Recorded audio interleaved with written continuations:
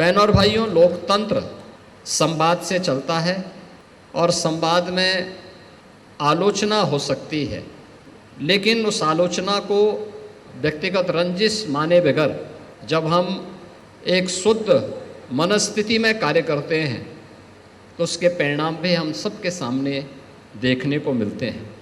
पत्रकारिता समाज का आईना होता है।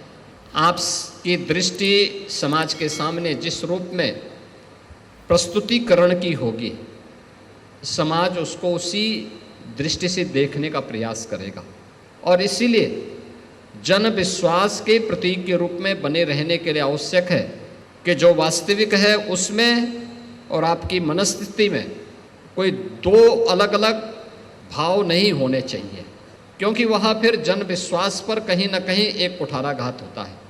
विपरीत से विपरीत परिस्थितियों ने पत्रकारिता ने भारत को और भारत के लोकतंत्र को मजबूती दी है और यह वर्ष हिंदी पत्रकारिता के लिए बहुत महत्वपूर्ण वर्ष है।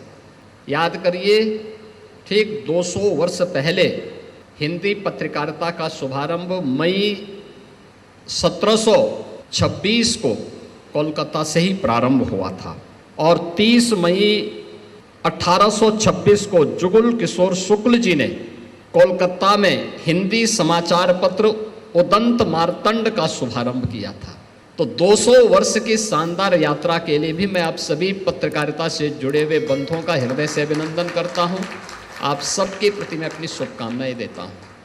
याद करिए, जब मई 1826 में कोलकाता से उदंत मार्तंड श्री जुगल किशोर शुक्ल जी ने जब प्रारंभ किया होगा, उस समय देश गुलाम था।